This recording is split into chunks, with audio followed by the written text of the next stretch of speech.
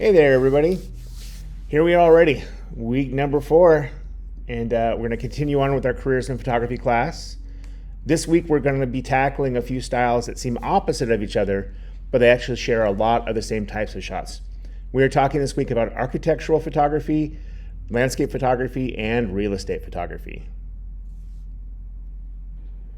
Because of the strong interest that many of you have shown in information about the real estate photography and the work that's involved with it, I decided to expand this lesson to give it more of a full treatment. So the format for this week will be traditional architectural photography, landscape photography, and then real estate photography. And then for this week's assignments, you'll be asked to shoot either an architecturally based project, a landscape-based project, or a real estate photography-based project. And in each of these styles, there will be specific shots required, and we'll go over those later in this lesson. So we have an important note for this week and the work we're doing. You will need to take notes on the content of this lecture, specifically the types of shots that will be required for each of these styles. I will go into these types of shots and how to create them in each section, but your lab grade will be directly tied to your ability to complete each of these specific types of images. So with that out of the way, let's get started. So our first genre is going to be traditional architectural photography. So what exactly is it? Traditional architectural photography involves photographing buildings and structures, exteriors, interiors, and details, with an emphasis on design, form, materials, light, space, and context. The goal is both accurate documentation and aesthetic presentation of the architecture. How the building looks, how it occupies the space, how light and shadow work, and how materials and geometry interact with each other. You very much are exploring the artistic elements of the structures. The following slides will break down the 3 main shots of architectural photography, and of which you will have to complete at least one of each of these upcoming shots as your lab assignment. So the first one we have is the big view. And the big view is exactly what it sounds like. It's the overall view of the building. Typically, it will include the whole of the building, and sometimes it will also include some of the surroundings for scale and context. But the idea behind the big view is that it is literally the big view of the project. Interiors are the second of the standard shots taken for architectural photography. And again, it's pretty straightforward. Architectural photography and real estate photography have this shot in common, but almost in name only. For architectural interiors, you typically will craft the lighting yourself, or if a part of the construction and interior uses the light as a design element, you would want to actually feature that as well to illustrate about the space. Again, this is more artistic type of interior photography, where you don't just want to document what is there, but you want to feature the interior space. And the third type of shot in architectural photography is the detail shot. Detail shots in architectural photography are there to focus on the small things, parts of the building that may go unnoticed, but that deserve to be featured. Anything from stonework or tile work to more abstract ideas like the use of color, shape, and repetition and pattern. Many times you will want to feature the pieces of building out of context. This can be very, very artistic while using more traditional architectural pieces. So, who hires you for architectural photography and why?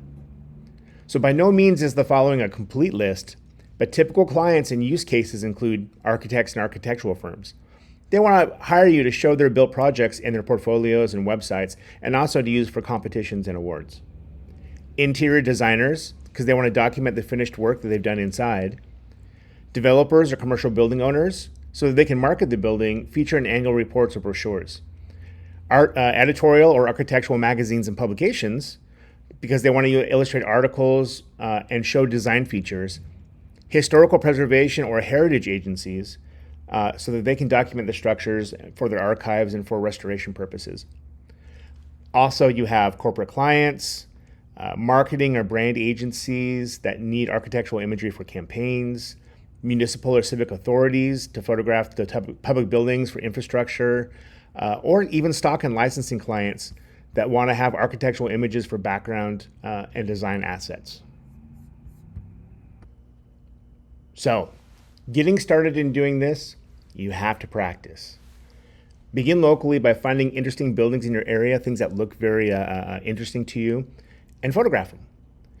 You also want to look for times of day when the light is the best. Not only during like the sunset golden type hours or twilight hours, but also even sunrise, depending on the direction that you're going to be photographing or that the building is facing. Build a large portfolio of building exteriors, and because access to the interiors can be a little harder to set up and shoot, but if you have a lot of the exterior buildings, it can really pad out your portfolio. You'll also maybe want to check with family and friends and local business owners. Use your resources and offer shoots in exchange for access, both for interior and exterior. Also be prepared to give them copies of your images as payment. Once you start amassing a lot of these photos, build a website or a dedicated architectural photography portfolio that shows your exteriors, interiors, and details in a clean layout. We will be covering portfolio creation and curation later this semester, but this is something that you will want to do specifically for this. Also, read up on architectural photography. Look at images online, check periodicals like Architectural Digest, visit portfolios or websites of other established photographers. Make sure to keep notes and to save images that you like into a special folder or gallery for you to reference back to. It's the best way to get inspiration is look at what other people have done and see if you can improve on it. But basically, you just need to do your research. This next portion coming up is very important for everyone to learn, not just to increase your knowledge base in making images for the architectural photography, but also to make more successful images in landscape and especially real estate. HDR stands for High Dynamic Range, and it's a kind of photography where you take an underexposed image, a properly exposed image, and an overexposed image. You then use a program, software-based like Lightroom or Photoshop. There's also one called Aurora, but you combine all of these images together, and the software will take the best parts of each and give you a digital negative with much more information for you to be able to pull detail from. When you take an underexposed, you have a lot of extra detail where it typically would be too bright. And if you have an overexposed image, you have a lot of detail where it would typically be too dark. So it uses all of this information to make a much larger file for you that gives you more of that dynamic range, that ability to pull detail where you may not be able to before. And this is an important tool for any of this week's styles. The preference is to use a tripod when photographing for HDR, but you might have success in handholding if you're very still and if you have the ability to shoot bracket style on your camera. I don't suggest doing this because there's a higher fail rate for the images. So if you have the ability to have a tripod, I would try to take that. Today we're going to show you how to get perfect details in your highlights, midtones, and shadows. We're going to be merging an HDR in Lightroom. So today we're going to be creating an HDR, which means we're going to be merging 3 different photographs together. Now this whole process starts during the photo shoot. You're going to have an option on your camera to shoot bracketed, meaning it's going to take a picture underexposed, properly exposed, and overexposed. This is going to make sure you have detail in your shadows, midtones, and highlights. So now that we've captured our images, it's time to import them into Lightroom. So we're starting off with this landscape photograph. I photographed this at sunset, and you can see it's a little bit difficult to get the proper exposure. In this case, we have an exposure of our rocks. In the next image, this is exposed darker. I have a lot more detail in the sky. And in the next image, I have a lot of detail here in the rocks. So to combine these together, we're going to simply shift click all 3 images, right click, and we're going to go down to photo merge and over here to HDR merge. Let's go ahead and click there.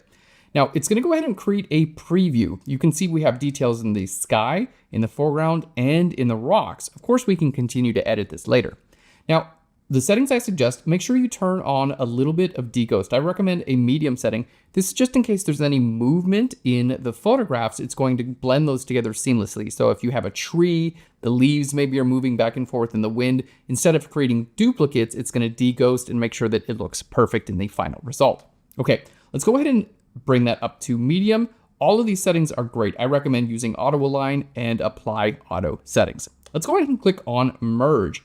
Now you're going to see it's going to perform this merge here on the top left. We're going to get a little progress bar, and then it's simply going to add this to our library.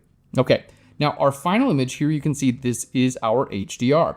So right now it looks great. It's got a lot of potential, but we need to still edit this so we can bring out the settings. We're gonna go into our edit menu here, and I'm gonna start by bringing our exposure down. And as I do this, you're gonna see immediately, look at all this beautiful detail we have in the highlights, midtones, and shadows. Now, of course, you can go in here and continue to adjust your settings if you want.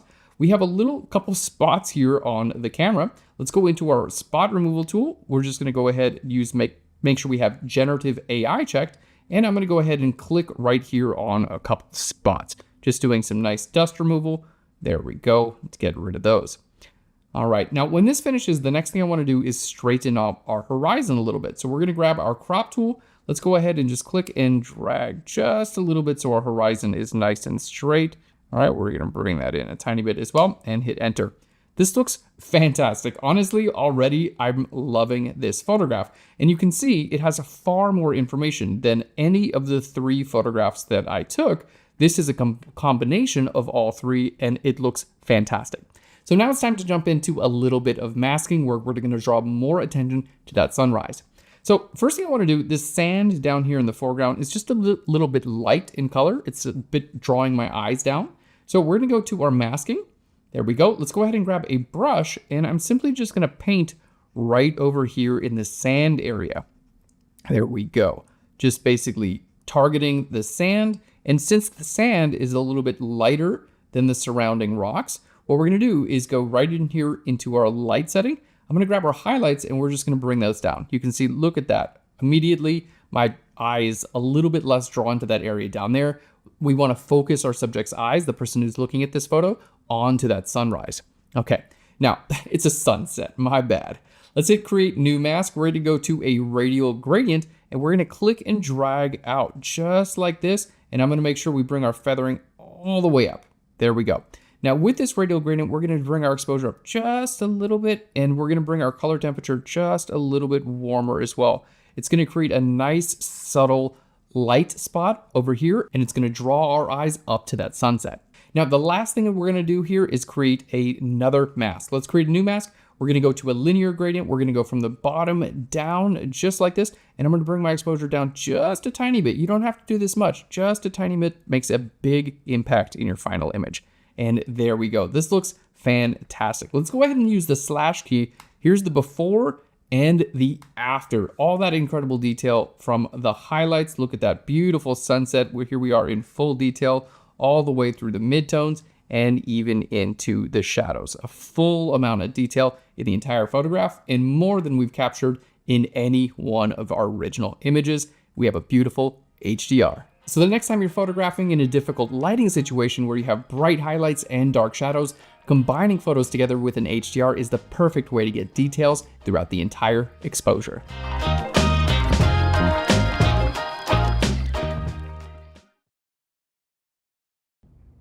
And that video we just watched was produced by Adobe Live. If you feel so inclined, please jump over there to your YouTube and give them a subscribe and a like. The next part that I want to talk about is another technique that you'll need to learn, and I have a quick tutorial for you to watch, and that is perspective correction or correcting barrel distortion. So I do need to tell you about this because if I didn't, I would be doing you a disservice with architectural photography, because most architects, as well as people who deal in architectural photography, prefer to have straight lines on their buildings. However, when you photograph from a lower angle, and especially with a wide lens, you get what's called barrel distortion. And that is the lens bending the light to make sure that all of what you're trying to photograph fits into the sensor. Unfortunately, that means that you end up getting distortion on parts of your image that should be straight, and they end up looking a bit curved. On the photo on the left here, you can see that the the building looks like it's sort of moving into itself and leaning back a bit. The photo on the right has a perspective corrected using the transform panel in Lightroom specifically. On this next video, there will be a quick tutorial on how to use Lightroom to correct this distorted perspective.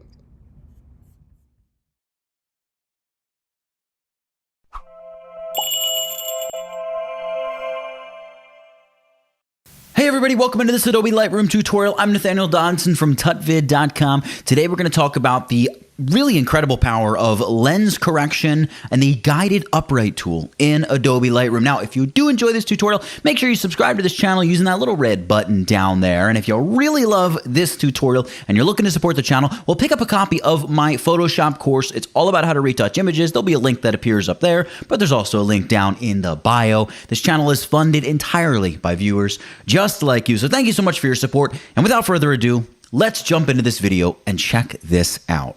So here we are in Adobe Lightroom, and I have this photo shot at about somewhere between 17 and 20 millimeters with the Canon 17 to 40 f4 lens. I just swung through Pittsburgh for a quick trip a little while ago, and I've had a couple of these architectural photos, and these photos in particular are really interesting to play around with the lens correction features here in Lightroom. Now, before I do any of the big lens correction stuff, I usually like to come over here, and by the way, we're in the Develop module, the Develop area of Lightroom. I want to come down here and open up the Lens Corrections tab. And for the most part, especially if I'm working with a RAW photo, I like to enable the profile corrections. This is basically just going to allow Lightroom to try to auto-detect what the make and model of the camera is, or make and model of the lens, excuse me, that's being used is, so it can kind of make the appropriate corrections for vignetting and the lens fisheye pin cushion distortion that it kind of knows it should. And you can also tweak the distortion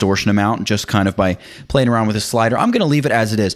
I just generally like to go and do that with virtually any RAW photo that I'm working with here in Lightroom because, you know, hey, why not? But the big change is going to happen down here under the Transform tab. Now, this is where things get interesting. We have a number of options: auto-guided, level, vertical, and full. And we'll get into messing around with the vertical and the full adjustments in a moment. But a level basically is going to try to just level your photo out based on the smart artificial intelligence here that that Lightroom possesses. That's not quite what I want, so I'm going to just Command or Control Z to undo that. We also have the option up here to do an automatic lens correction. You can see it really is, you know, tweaking and messing around with things. I don't really like that either. I'm most interested in this tool right here, the Guided Upright tool. And you can click right there to use it, or you can hit just the guided option here. Now, part of the cool thing about the Guided Upright tool is, well, number one, you get this nice little zoomed in automatic loop so you can see where you're clicking. And let's say I can tell this building looks like it is laying backward because I'm down here at street view shooting with a wide angle lens. So the image looks like it's almost laying back. Well, this will actually help us correct it. So let's just say, all right, we're going to click and hold here at the top part of the building, and I'm going to drag all the way down along what would be the same here, the same sort of rib that runs along the front of the building. I'm just going to try to line it up as best I can with that. There we go. So that's nice and straight. And then I think I'll come here to the outer portion of the building over here, and I'll drag a line down along this part of the building. So something kind of just like that. And I can see I get this really extreme change. In fact, if you've looked around at a lot of architectural photography portfolios, you're going to see this kind of effect where it almost looks like the top of the building is being like splayed outward and the bottom is almost being pinched inward. And this is what it is. It's this kind of correction taking place for the fact that the photographer was down very low and was shooting upward with a wider angle lens. You're trying to correct that. But good for us, we have some additional transform options here: vertical, horizontal. Now these are going to do things like, hey, maybe I don't want the photo to look like it's laying back as much, so we'll straighten it even more. Now that's probably a bad idea because the Guided Upright does give us perfectly straight up and down lines. But something that could help us here is this aspect option. And aspect, what that's going to do is it's going to either make our photo taller and skinnier, or kind of like shorter and fatter, or shorter and wider. And that is what you can use. If you widen the photo a little bit, you can kind of combat that really bizarrely elongated, spreading out look, as you can see it's doing here. It's still not perfect, but it does a lot to help. And then scaling is what we can use, or you can choose to constrain crop, which will basically crop in to get rid of all these white areas. But you can just use scale and kind of scale in to get rid of some of that stuff. And you could take it into Photoshop and try doing some content-aware fill. Now, obviously here you can see the edge of, I think there was some kind of filter I was using that day. I don't really remember. But there's a lot of work that would have to go on there. But instead of constraining the crop here, what I would normally do is come to the actual crop tool, use that, and we can just constrain our crop this way. And here I'm just going to right click and uncheck constrain aspect ratio because we want to just kind of do like a total freeform crop here. And you can see we can crop away all that white stuff, and we get, an image that's not at any kind of like, oh, that's a recognizable aspect ratio 16:9 or 4:3 or whatever. But we have a photo that has been corrected in terms of those lines on the building are straight. Now, you might not like it. You might want to go back into the transform tool and say, I really need to just kind of shorten and widen that even more. Or maybe I want to take the vertical and I want to just mess with it a little bit and try to straighten it kind of to the point where it looks good to my eye. And obviously you can do whatever you like. Do it looks good, but use these tools, and the guided upright is a really nice way to attack an image, specifically like this where you have a lot of vertical lines. And by the way, you can use horizontal lines as well on the guided upright tool. So you can do a lot with that tool in terms of specifying exactly how you want Lightroom to attack the lens correction, and in this case, full transformation of the photo. Now, let's jump over here to this other photo. Same kind of deal where the buildings look like they're laying backward because it was shot, standing on the street corner, same 17mm lens, all that jazz. So the buildings look like they're laying backward a little bit. All I want to do here is just show you. Here, we'll tick on enable profile correction. There we go. Looks good. And then we'll go to transform, and we're just going to try straightening this vertically. So this is going to level the image off and try to straighten the vertical lines. And when we do that, you're going to see it gives us a little bit of that same effect almost as the guided upright tool did, where the buildings now look like they're sort of splaying outward near the top. We can grab our crop tool, we can pull this back, and I can look, and sure enough, if you look over here, that like edge of the brick is going perfectly straight up and down along with my crop. So I know it made them straight up and down. It may not be exactly what the look that you're going for necessarily, but those are straight up and down, and we can use our aspect again to just kind of like, make it a little bit wider or do whatever correction we feel like needs to be made. In this case, I'll just tick on constrain crop, and you can see it just knocks away that extra junk. So that's one way you can work with vertical, and it's really cool to kind of play around with that. Now, one thing I do want to show you here is with the full option over here, if I just undo this a few times and get rid of the transform feature that I applied to this, like so, and then I come over and just choose full, and this would be the same as using like the guided upright tool and select a couple vertical lines and then select the horizontal line. If I use full, what Lightroom's going to do is it's going to try to kind of straighten the image out. I'm going to undo that. It's basically taking the face of the building here and trying to turn the whole camera as if I was standing on the street corner over near where like this car is. And what's really cool is you can see like there's that sign right there in the window. If I hit full, you can actually kind of read what that sign says, lease, and it's got the company's name and even the phone number it's preserved. So it's taking an incredible amount of detail and sort of reconstructing this. Now, obviously, if you absolutely wanted to keep this, you could go ahead and grab the crop tool, of course, right? Let's just shut off the constraint aspect ratio, and we would like pull this back a little bit. And we pull this up, right? And maybe this is the photo and you're like, whoa, this is exactly what I need. This has saved my butt. But obviously this big street sign is in the way, and Lightroom's not smart enough to know that that really shouldn't be moving with everything else. So you would have to do a serious clone job in Photoshop to clean that up. But it really is remarkably incredible that it will take that entire facade and rotate it into the camera. There's a lot you can do in terms of straightening out shots, buildings, signs. Maybe you want to straighten out a sign. There's a lot you can do. And like I said, you can just use the guided upright tool if you want to go like vertical line, and then just draw a horizontal line across that face, and it would turn the whole image into the camera as well. So just something to think about. If you're looking at a photo and something's not quite exactly how you want it to be, you have the power to make massive changes just like that. So lastly, let's come over here to this shot, which is just some of the bridges in Pittsburgh, and we'll do the same thing, lens correction, just on a matter of principle at this point.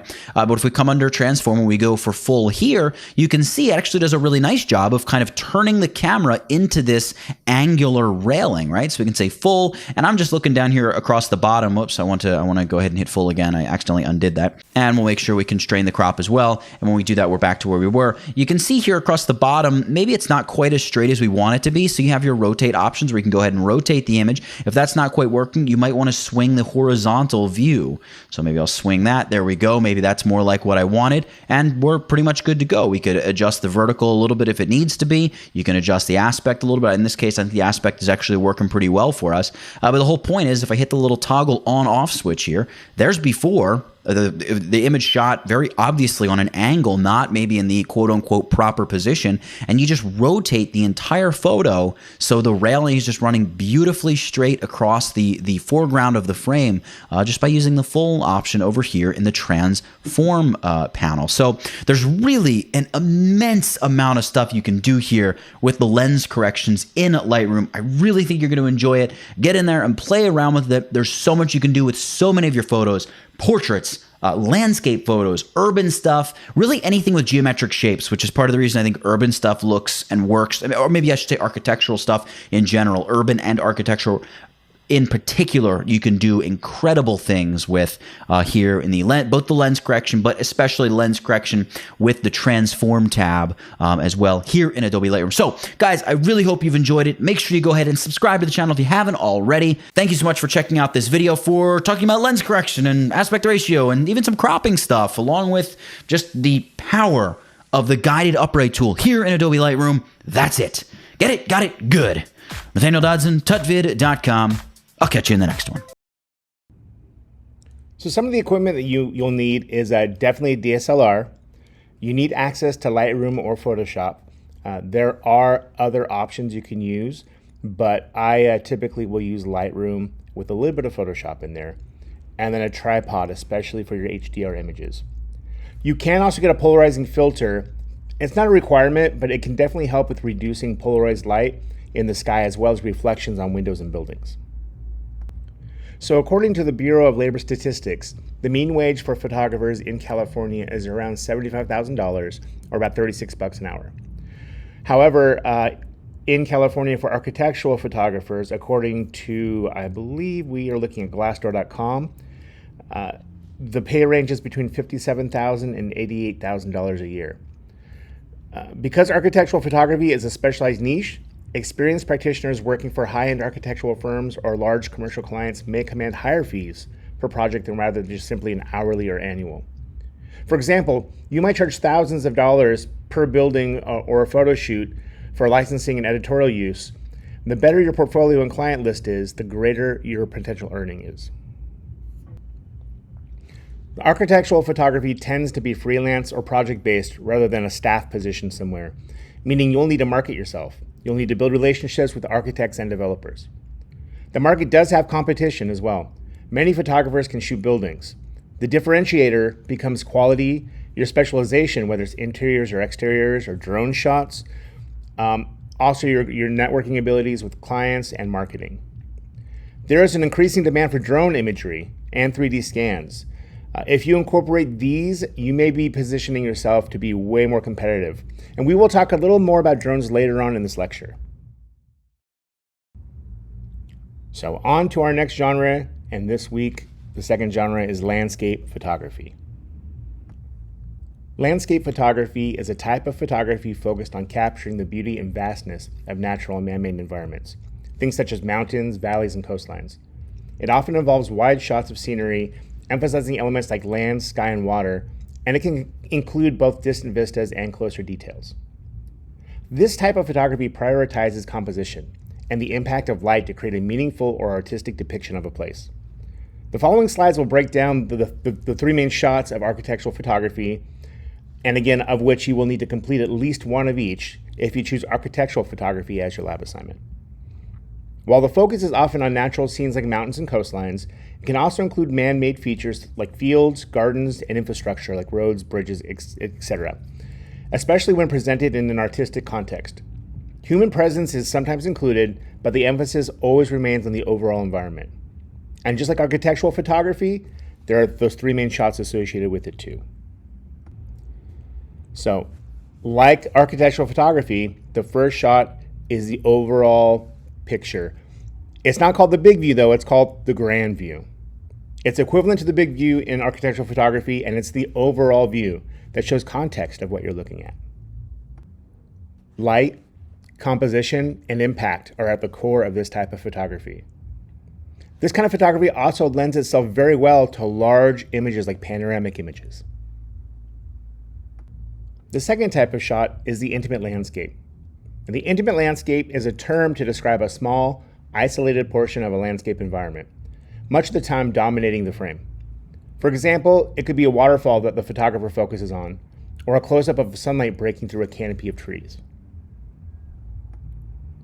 This shot equates to the detail shot of architectural.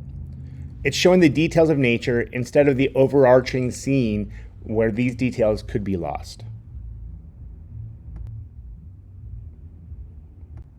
And the last of the 3 shots for landscape photography is our old friend, the abstract. Again, this is exactly what it sounds like. Taking pieces of the landscape out of their context. It is about not literally depicting nature with the shot, but instead offering subjective interpretations of the landscape using elements of art, things like color, shape, line, and texture. You can also use the principles of design, the space, pattern, and unity. What the abstract shot does is it challenges the viewers and the perceptions to deconstruct what we easily recognize. So who would hire a landscape photographer? So places like stock media and publishing, so they can license the images for various uses like advertising, web use, even calendars and greeting cards. Editorial also, photography is used to accompany stories about nature, travel stories, environmental stories, and outdoor pieces. Corporate and hotel, they actually will license images or purchase images to hang up in the rooms and all over the lobbies of hotels. And then also art buyers or private commissions. So these would be individuals or companies that want to purchase your artwork. So how to get started in this? Again, there's that P word, practice. What you want to do is you want to begin locally. Find some beautiful spots in your area and go photograph them. Look for times of day when the light is best. Again, not only sunset or golden hours, but also sunrise, depending on what you're photographing. Start to build a large portfolio using these landscape images. Do a search online of where you want to go and try out some of your landscape photography and see what some of the images other photographers have made look like. Then go there yourself and shoot. Walk around and find other spots close to the area to photograph as well. Building a website or dedicated landscape photography portfolio, showing examples of your grand view, intimate nature, and abstract shots in a very clean layout. Again, portfolios will come later on in the semester, and we'll be talking about the creation of those. Don't be afraid to start selling your images directly from your portfolio or website. Some of the website portfolio, gallery portfolios, they also have the ability for you to sell directly from your galleries. And if you can do that, if you wish to do that, I say go for it. Also, look at images of landscapes online, visit the portfolios and websites of other people who do landscape photography, and then keep notes or save images that you like, again, in a special folder or gallery for you to look back on. So here comes another tutorial at you to increase your knowledge base in using the software tools and your camera to make more successful images in landscape photography. But this also can be used in architectural and real estate photography. So the following is a tutorial on how to shoot for panos, as well as the best practices and how to process images using Lightroom. Again, there are other methods like using Photoshop, but Lightroom is the easiest and most user-friendly.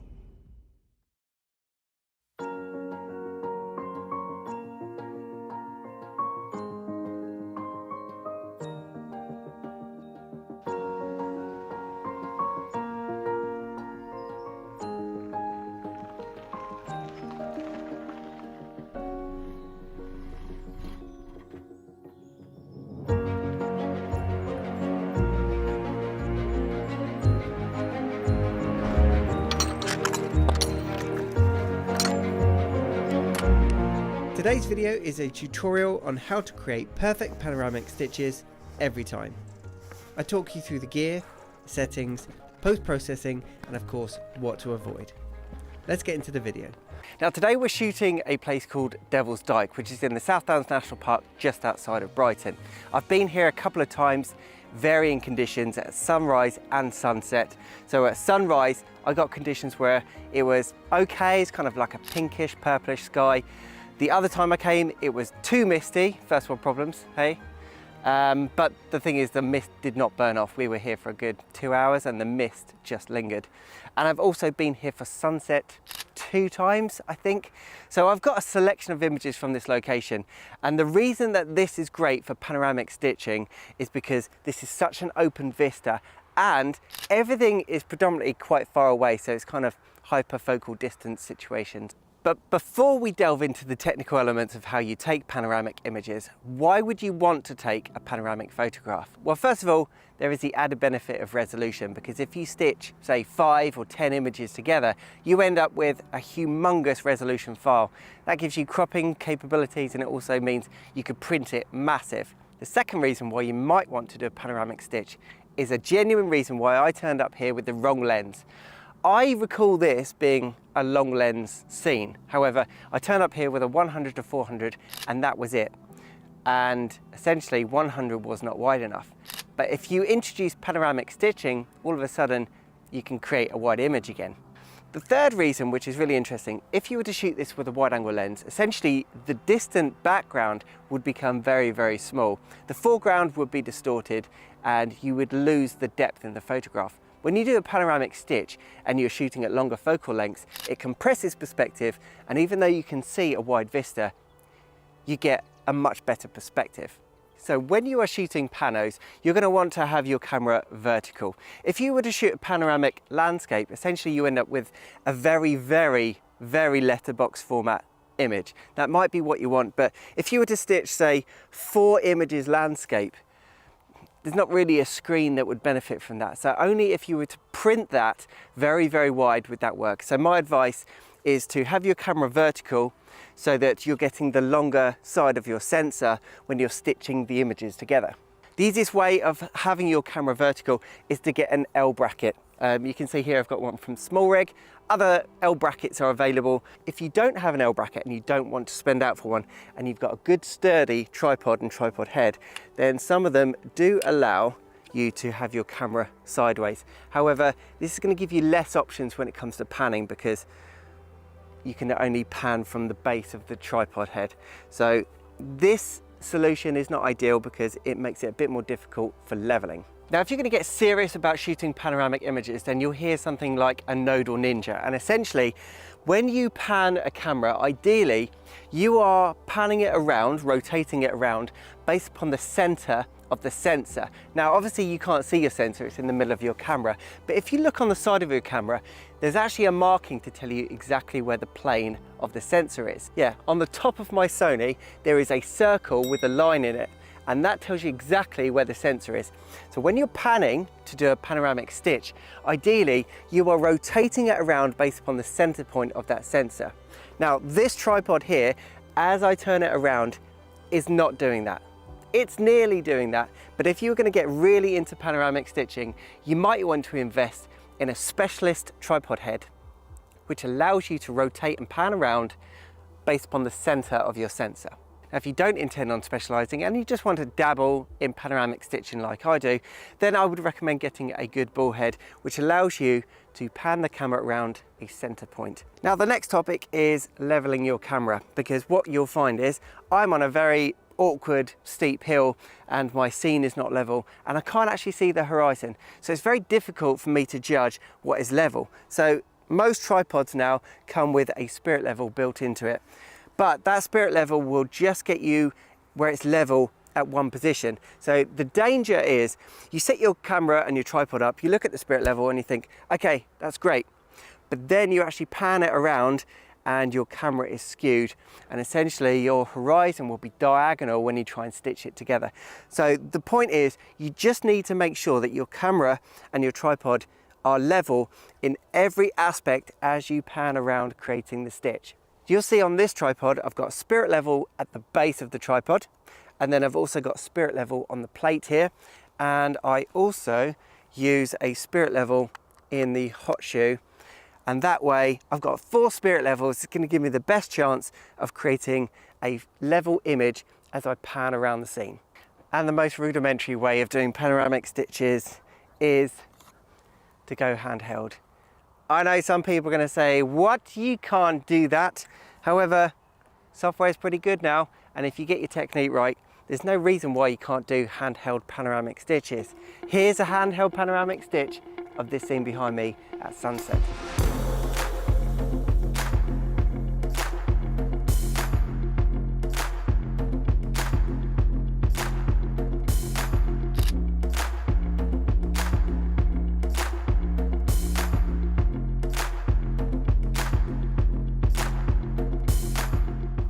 Now in terms of settings, you're going to want everything absolutely manual.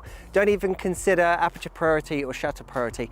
Everything needs to be consistent throughout the entire pan. But essentially you are looking for manual absolutely everything, and that includes focus and white balance. You don't want the focus to change between your images because the software is going to really struggle trying to put that together. In terms of exposure, because when I was here at sunset, the sun was setting over there, obviously that side of the stitch is much brighter than that side. Because I use a mirrorless camera, I put these zebras on, which confirms any overexposed areas. So essentially, I set the exposure for the brightest part of the scene, which was in that direction where the sun was setting. So I would pan around and then set my exposure to the brightest part of the image, because I don't want any of the clouds or the sky overexposing. And then that is what dictated my settings. Now, if you wanted to complicate things a little bit further, you could bracket images as you pan around. If the dynamic range of this scene was too much for your camera and you didn't want to compromise by just having underexposed scene just to avoid clipping of the clouds, but take into consideration that your computer's going to choke on all these files. If this was a 9-image stitch and you composited 3 bracketed images for each one, you're going to end up with a very, very large file. Now this scene, I believe I stitched together something like 7 to 9 images. How many images you put together will depend upon the focal length that you're using, how big your scene is, and how much of an overlap you have between each of the images. Typically, you want about 25% overlap between the images. It gives the software something to kind of glue everything together. And to make your editing workflow a little bit easier, what you can do is you can put your hand in front of the frame before you start your panoramic stitch, and then once you've finished, put your hand over the lens again and take another photograph, so that when you're in Lightroom, you'll see a black image and then say the 9 images you need to put together, and then another black image. Because if you're doing multiple panoramic stitches, it's difficult to see which images you should be stitching together. Let's talk about lenses. So you might be tempted to use a wide angle lens, but that is not a great idea. I tell you why, you will already have a very wide looking scene by virtue of stitching images together. If you use a wide angle lens for this scene, then essentially wide angle lenses distort perspective, and therefore the foreground becomes very prominent and the hills in the background, the South Downs in the background, become much, much smaller. So you want to avoid that. What you want to use is a longer lens to compress perspective, therefore giving the illusion that these hills are much closer and they're kind of overlapping a lot more. Wide angle lenses do the opposite. So on the basis that we're stitching images together, avoid using wide angle lenses if you can. I tend to use focal lengths of around 50mm or longer. Stitch those together. We all know that 50mm is quite similar to the human vision, and therefore it's kind of like the sweet spot of distortion. It's not too compressed and it's not too distorted. So therefore you're going to start with an image that has the least amount of perspective and distortion in it. And that's going to make the stitch much, much easier. Obviously, you take this collection of images, you bring them into Lightroom, Photoshop, whatever your preferred software is, put them all together. You kind of have to do a little bit of jiggling because there'll be edges that need repairing, and then you edit the images as you normally would do. Take into consideration that this is going to be a gigantic file, so sometimes I reduce the size of the file so that it's manageable to work with, and then obviously when you post it to social media, the internet will destroy the quality of your image and nobody will really appreciate all of the hard work. But that's the fun of it. And equipment requirements for landscape photography, very similar to architectural photography. You need access to Lightroom or Photoshop. A tripod definitely would do wonders for you, especially if you're going to be taking the panoramic or HDR images. Again, they can be done handheld, but with much less success. And then a polarizing filter, again, not a requirement, but it can help with reducing polarized light in the sky and getting rid of haze, as well as getting rid of reflections on water. So numbers I found that were compiled by ZipRecruiter.com report that the average in California for a landscape photographer is between $42,345 a year, with any reporting over $60,000 a year most probably being outliers. And remember, there aren't really firms that hire you to be a landscape photographer. If there are, they're very few and far between. So most of this is self-driven. You would have to start your own business as a landscape photographer. There are a lot of landscape photographers out there. from folks who sell their images in gift shops and craft fairs to others who specialize in editorial and advertising work. There is a ton of competition, so it is so important for you to have a unique vision that sets you apart from the crowd. This can include your own marketing and branding. Success also depends on multiple revenue streams, holding things like travel workshops and teaching in addition to sales and editorial work. And our last genre for this week's lesson is real estate photography. Now, because many of you have expressed interest, I expanded this a bit, and we're going to focus on the real estate photography market side, how it's related to architectural photography, how it differs, and how you can build a business in this space. Real estate photography involves photographing residential and commercial properties for the purpose of selling or leasing them. The aim is to present the property in the best possible light, literally and figuratively, to attract buyers or renters.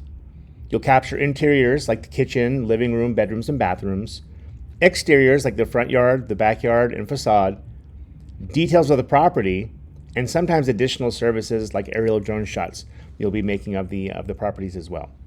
Some folks even include virtual tours, floor plans, and 3D walkthroughs using services like Matterport. So these images show both the similarities and differences between real estate photography and architectural photography. Some similarities of them is they both show built environments, both the interiors and exteriors.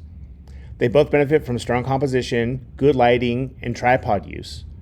And both have a client service orientation, which means that you would deliver images to a client for a specific purpose. So some differences is that the purpose and the audience of architectural photography is different typically than real estate. Architectural photography focuses on design, form, aesthetics, and may serve architects, magazines, and design firms. Real estate photography focuses on marketing, making a property look appealing to a buyer or renter, showing the space and showing the layout. Turnaround time and constraints are much different as well. Real estate photographers often have many properties a day and work very fast for quick delivery. Architectural shoots, however, may take more time, involving lighting setups, waiting for the ideal light, and be considered a more creative type of photography. With post-processing and deliverables, real estate photography often involves HDR processing. You need to do things like balance bright windows with dark interiors, or using fill flash and blending. Architectural photography may include HDR, but it requires more precision and large format outputs. The fee structure is also much different. Real estate photographers tend to be volume-based, which means many properties, shorter amount of time per property. They often offer fixed price packages, whereas architectural photographers, often it's per project. And because there are fewer clients to work for when you're doing architectural, and the shoots take more planning and time, they demand higher fees.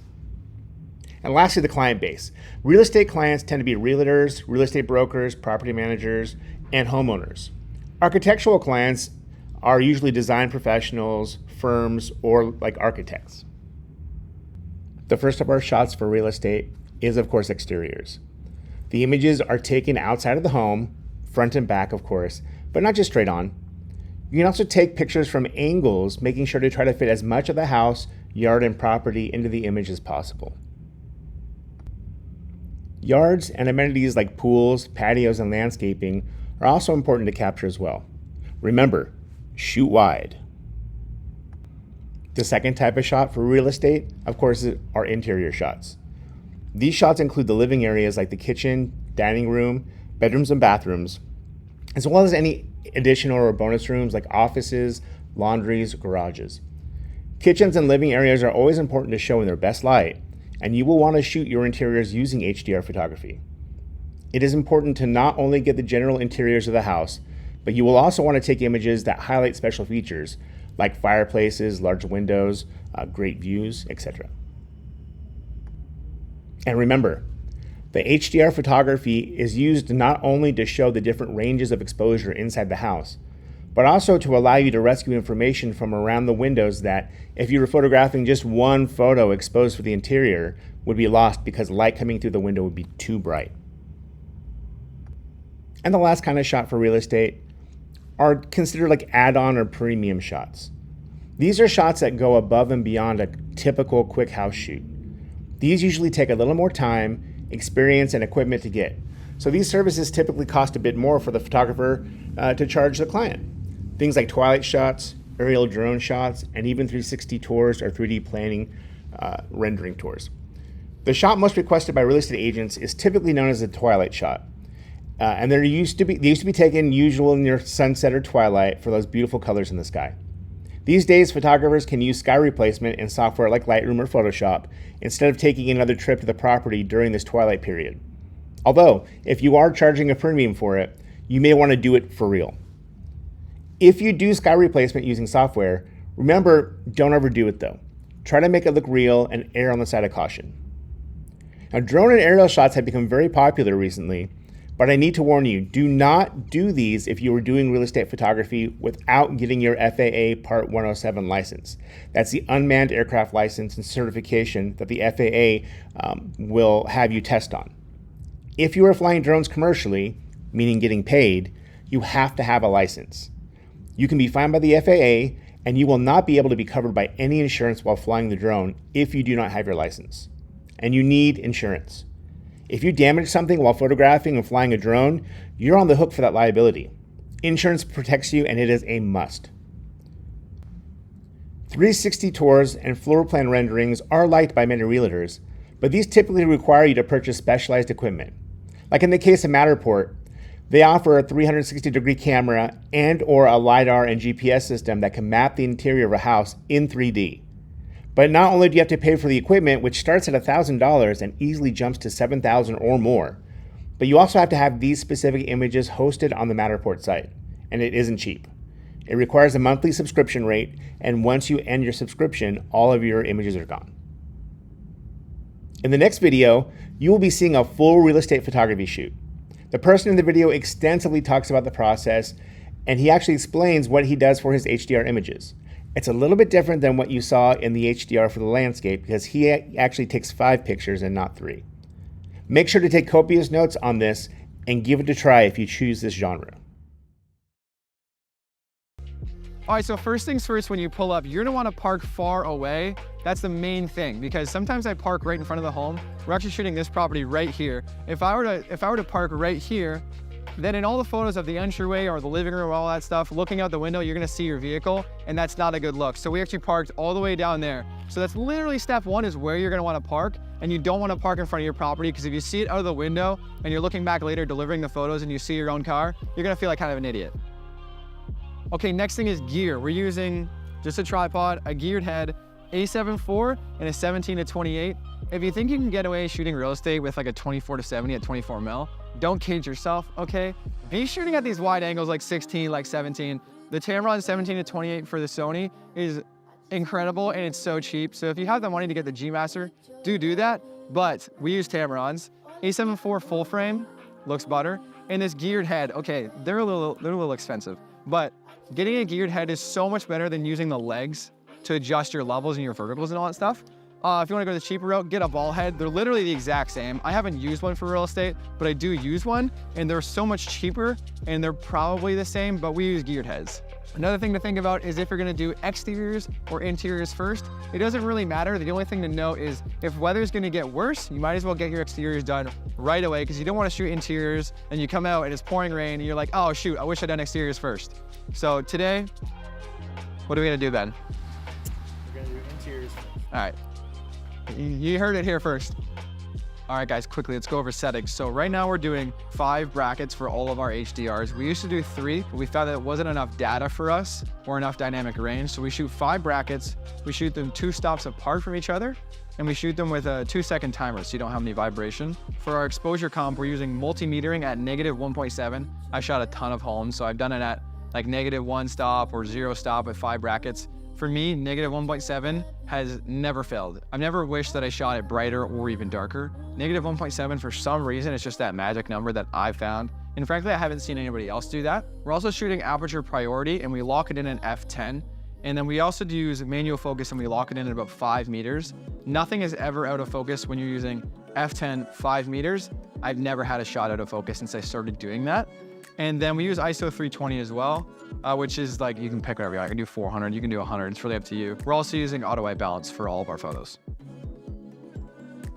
All right, guys, now we're gonna prep the home for photography. The client actually turned all the lights on for us, but I'm gonna follow our checklist and look at all the details. I'm not gonna explain every little thing that we're doing because this video would be so long, but look at the checklist. We have a detailed list of interior, room by room, exterior. Again, this is free down below. Just click it. No opt-in. I don't need your email, none of that crap. Just download it and you can follow along as well. But we're gonna make sure that all the lights are on. We're gonna make sure toilet seats are down, doors are open, that kind of stuff. I said 18.5 minutes, that's what we're doing. If you watch this video, it doesn't mean that tomorrow you're gonna shoot them in 18.5 minutes. It doesn't mean that at all. But there's little things, like when I first started, I was using 3 brackets, but I was also doing it manually. And now that we're using aperture priority, which is a duh moment, we get way quicker. So it's these little things, it's also volume. So the more homes that you're shooting, you will get quicker. I said I wasn't gonna mention details. Little things like this, I don't want this straight on, I want it angled. All of these things are in the checklist that you guys can look at. Okay guys, once your home is all prepped and good to go, before I take a photo, I immediately go right to the kitchen and set the height of my tripod. The general rule for your tripod for real estate photography is about halfway between the ceiling and the floor. But for homes, even like this one, this is a 9-foot ceiling, having it at 4.5 feet, it's just stylistically too high for me. But again, the height of your tripod is gonna change. Like, photography isn't art, it's your own decision. For me, I like my tripod to be a little bit lower than other people. And if you hate that, I don't care, dog. But anyway, as a general rule, for me, I go right to the kitchen to set my height. I go to where the cabinetry ends and I go about like, I don't know, I'll go there. So that's like 3 or 4 inches below. And that's where I'll set my tripod height. And then I'll use this middle peg here. And I can use it higher or lower depending on each room or each photo that I'm taking. Again, like I said, photography is an art. You can do whatever you want, really. And every room is gonna be a little bit differently. If this island was a little bit higher for shots that have the island in it, I might be a little bit higher than I would be in the primary bedroom. I might have it just a little bit lower. You don't want it to be crazy drastic for one home for all of your photos to be all different height. You don't want that, but give or take a couple of inches. It depends on the photo, obviously, but generally speaking, I do keep it lower and I adjust as needed. Like I said, depending on the photo, depending on the room, I move it around a little bit.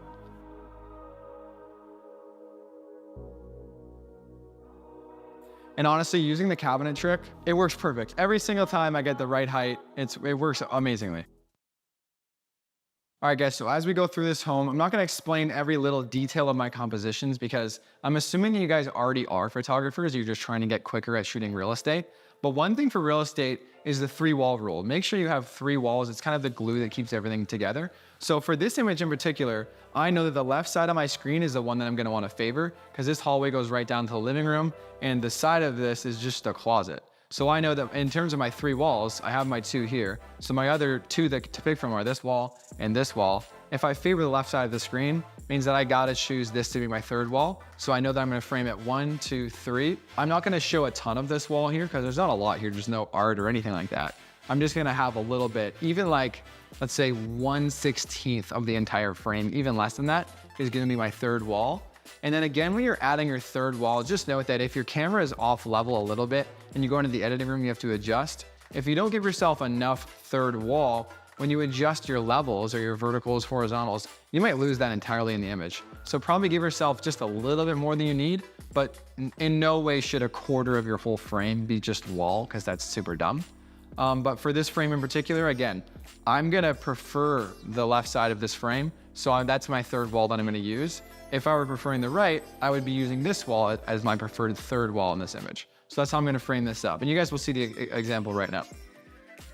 Another thing, this geared head is insane. If I were to adjust my levels of this shot with the legs, I used to do that when I first started, changing the legs and moving it like that. With this geared head, I just turn these and it just moves back or moves side to side. A geared head or a ball head is going to speed things up entirely for you. That held me back so bad. When I switched to this, I got way quicker. When I switched to aperture priority, I got way quicker. When I switched to auto bracketing, see what I mean? All these little things, it stacks up. And then volume, once you start doing a lot of homes, you obviously get a lot quicker. So again, while you're shooting pictures, you're shooting your pictures for the MLS or for realtor.ca, realtor.com, whatever, or Zillow, whatever you want to call it. You're shooting these photos, so think of you as the home buyer. How are you going to use these images to connect and walk the viewer or walk the potential home buyer through the home? So for me, my first photo was looking in, because really their first interior photo should be what it should look like when they first get in the home. And for this one, I'm obviously gonna shoot the entranceway that way. And to be honest with you, I'm shooting manual focus. Another thing, if you lock it in at 5 meters at f10, I never check focus anymore because I know that it's always good every single time. Again, for images like this, I'm walking them through the home. And this is a powder room here, that's the entranceway. I want them to know that there is a powder room. If I were just gonna take a photo and they just throw in just a random powder room, they might not know that, like, obviously people understand that if they put a photo of bathroom right after the entryway and then next they show this, they would assume that the bathroom is there. But often you have to just walk people through these things. So that's why I'm gonna shoot a connecting photo, connecting the entranceway to the bathroom. Again, the third wall rule.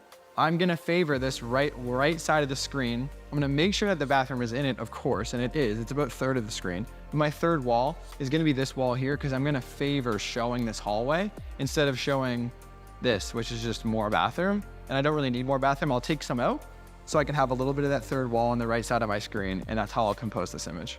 So sometimes when I'm looking at Zillow for maybe my own home or whatever, I'll see photos like I'm showing you right now. It's showing a lot of this over here. You see this door trim, and it's showing a lot of that handle. That just looks amateur, it looks bad. I'd much rather you move the tripod in a little bit, and then we'll just show the sink and the toilet, and that's everything. So for a general rule, I don't wanna see this trim. I don't wanna see handles right in front, because that handle is so close to the frame, and it might even be out of focus, who knows, because it's so close to the camera, and you just don't want that. So for me, when I see photos like that, it's probably just an amateur photographer. It hasn't shot enough. Okay, and for this image, I'm gonna shoot it with my verticals flat. Some people shoot these and they tilt the camera up to show that this walks all the way up, but I don't like that. It depends on the staircase, obviously. If you're shooting a multi-million-dollar home and the staircase is this crazy chandelier, that's a different game, okay? We're shooting this is just real estate. It's nothing crazy glamorous. So I'm just gonna shoot this and follow the rule of making sure your verticals are good. And so I'm literally just gonna shoot it flat. I'm not gonna aim up. It's just for this, again, also every single place is different, so it depends on the home that you're shooting. But as a general rule, I'm rarely tilting up for any photo of a general house. But if you're shooting a multi-million-dollar home, you're obviously doing a lot of things differently. You might be shooting at twilight as well, who knows? Another thing that I like to do when I'm shooting my kitchens is when I have the space, when it's vacant, I like compression. I always shoot at 17 mil, and I said this at the start. If you think you can shoot real estate at 24 mil, you can't. But for straight ons and kitchens like this, and you'll see the photo, I'll pull it up actually right now. I think compression looks so much better than wides. When you're shooting an angled kitchen shot like this, it just looks so much better.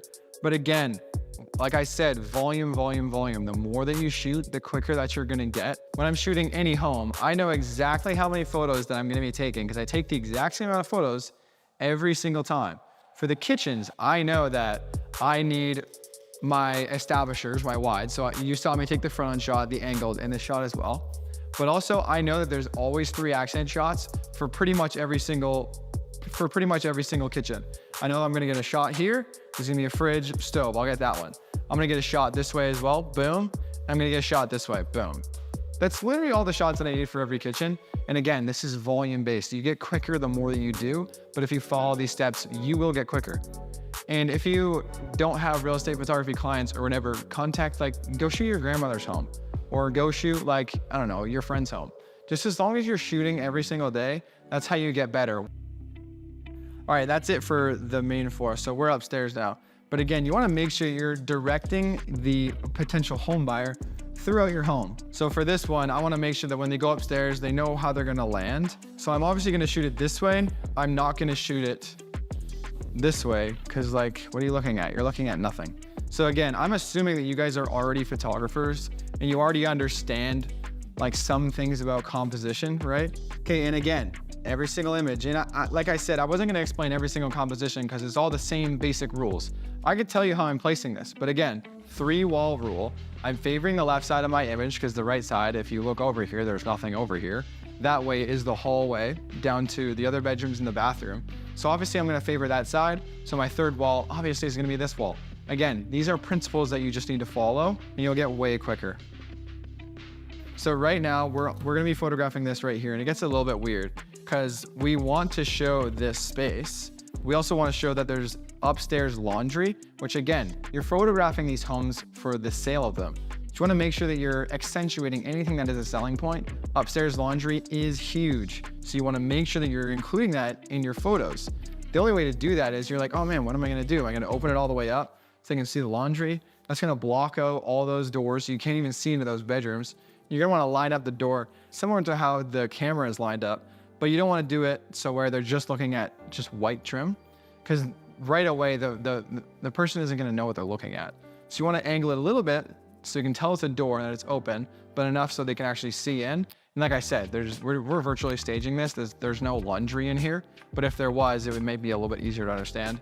And so for every single bedroom that we're photographing, we are actually always doing 2 images. Some bedrooms don't allow for that. If they're just full of stuff, we can only get the 1 image. I want to shoot one that shows that it's a bedroom, obviously, but I also want to shoot one. There's different ways of doing it.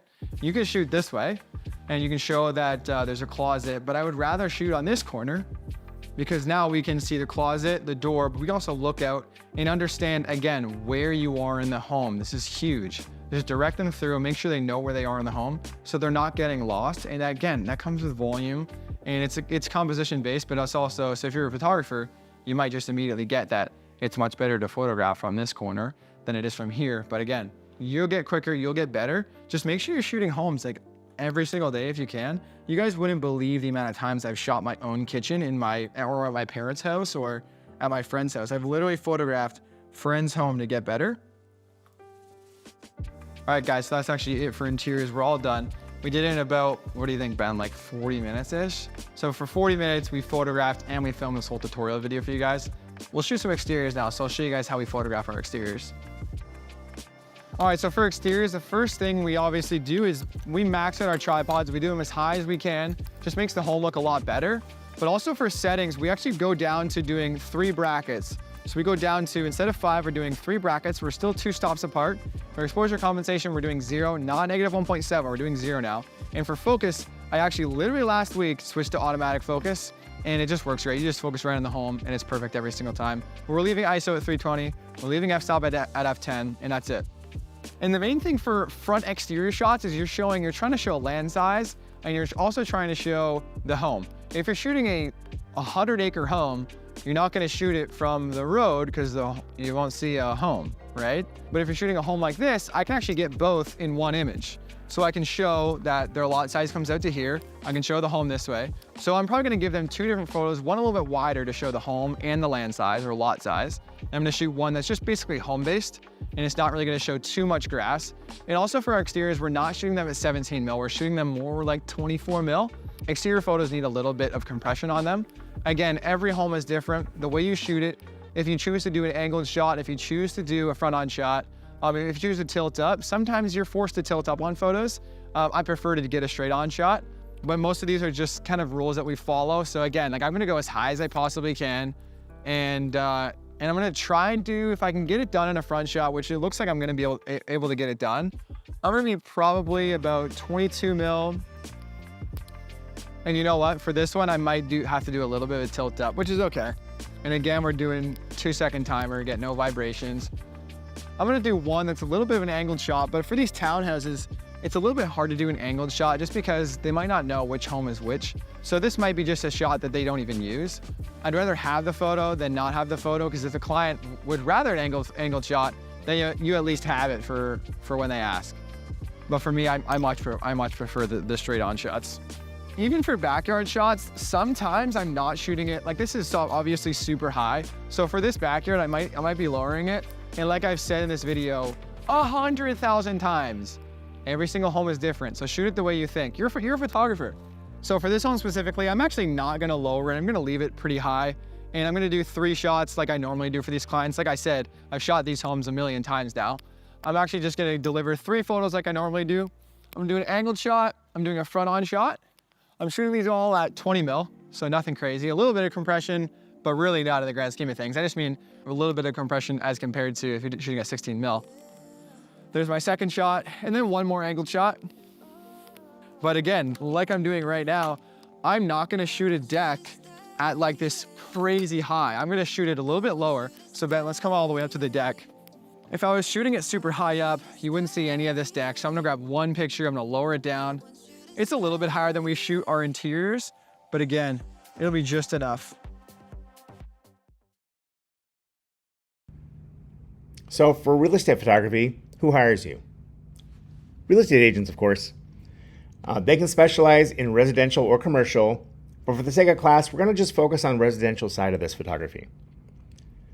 One more video. The following video is an interview that I held with Lavina Hanna. She's a local real estate agent here in the Sacramento area. I asked her some questions about her experiences and insights regarding real estate photographers and thought I'd share this with you. So hi, I'd like to introduce everybody to Lavina Hanna.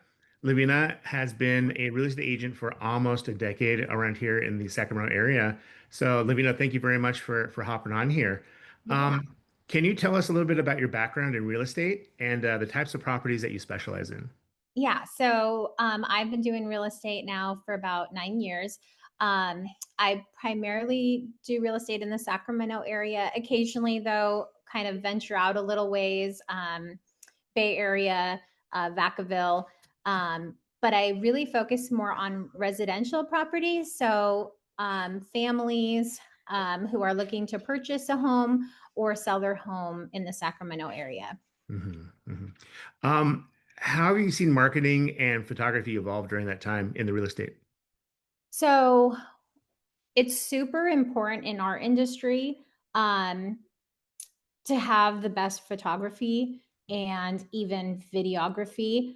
Us agents we're always commenting on those listings that we come across where you can tell that the photographer the agent took the pictures themselves. Mm-hmm.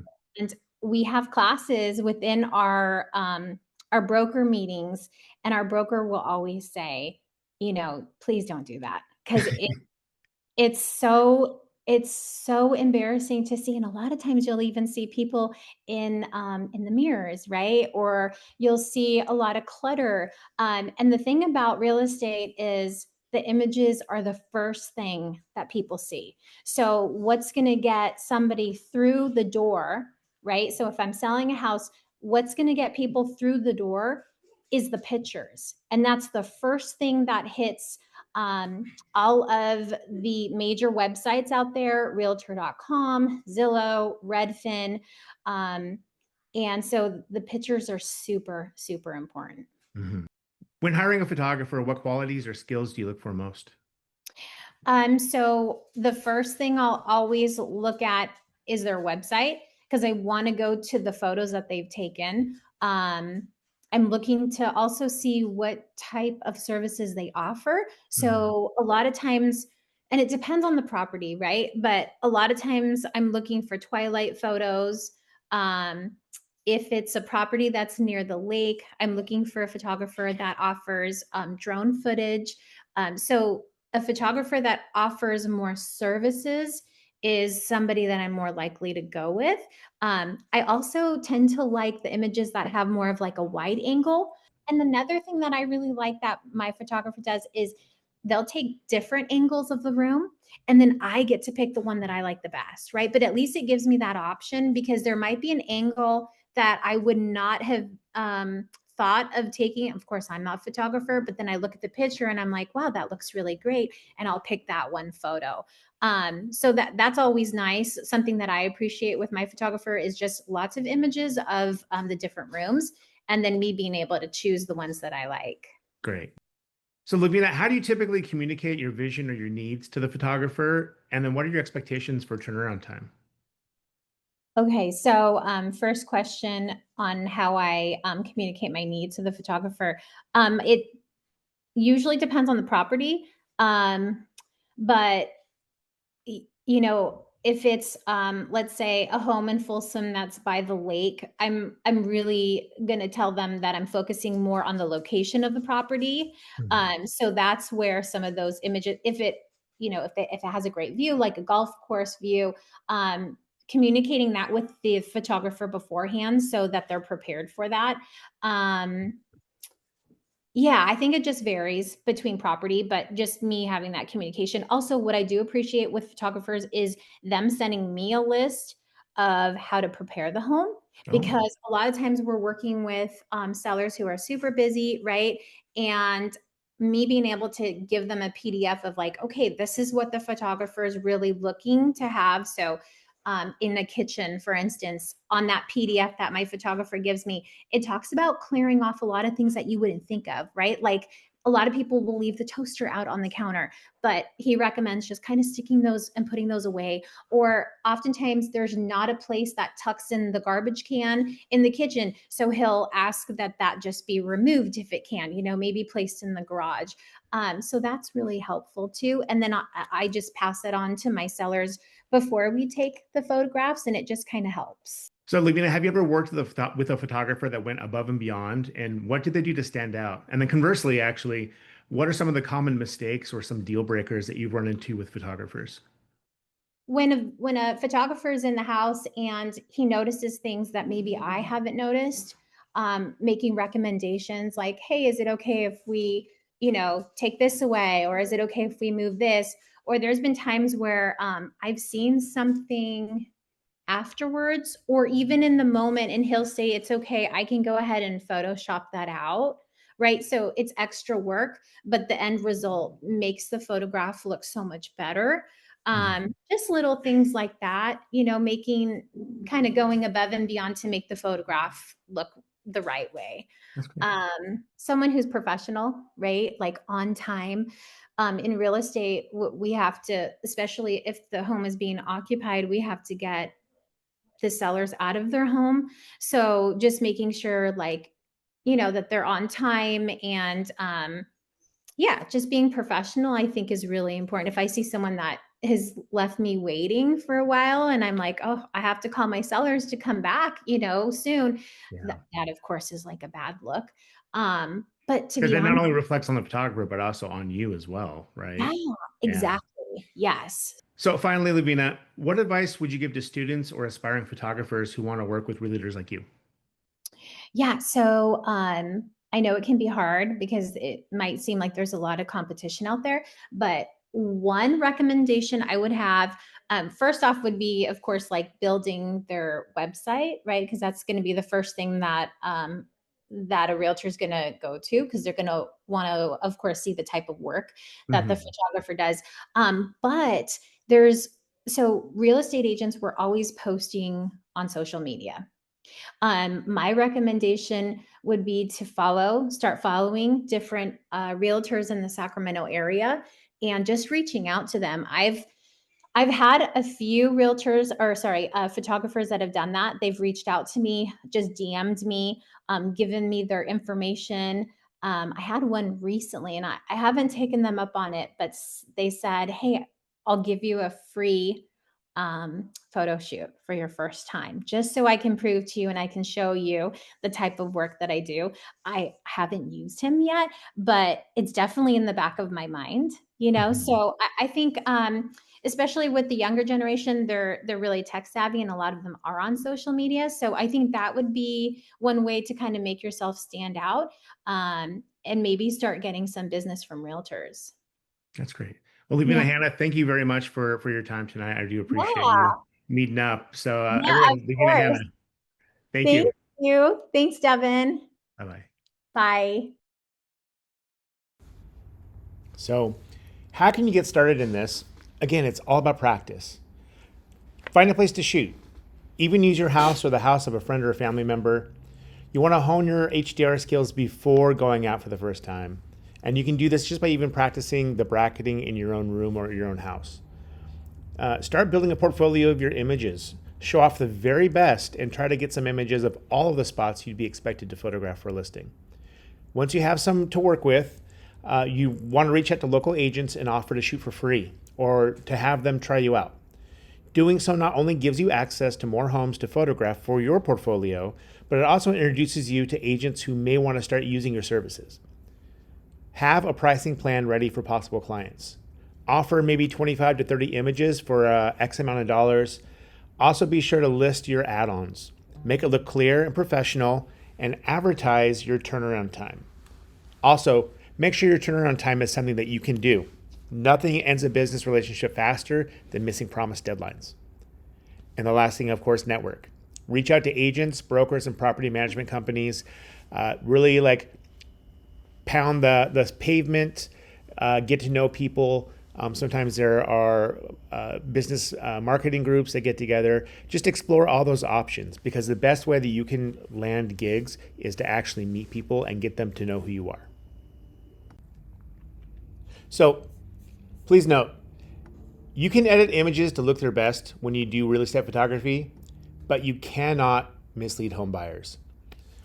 You can enhance images like removing minor blemishes, correcting lens distortion, doing things like lightening shadows and removing small distractions, like maybe there's some cables or trash on the floor, or maybe your empty water bottle you forgot to hide. Not saying I've done that. But you must maintain a truthful representation of the property. You can't do things like add rooms or alter floor plans, or do things like remove permanent infrastructure, like power poles or fire hydrants from the outside, or even remove trees on the property. If it's there when it's to be sold, you have to include it in the photographs. And also, if you do virtual staging, where you use digital furnishings to populate the house, it must be disclosed, and the agent and clients must all be informed. So I wanted to share this with you. This is the actual picture that went up from my listing of my house 2 years ago, when I sold my house and moved up to the Folsom area. I took this picture on a December afternoon, and it was about 3 p.m. in the afternoon with no clouds in the sky. I ended up replacing the clouds, or the sky, with the sunset and the clouds. This is fine for you to end up changing in your photograph.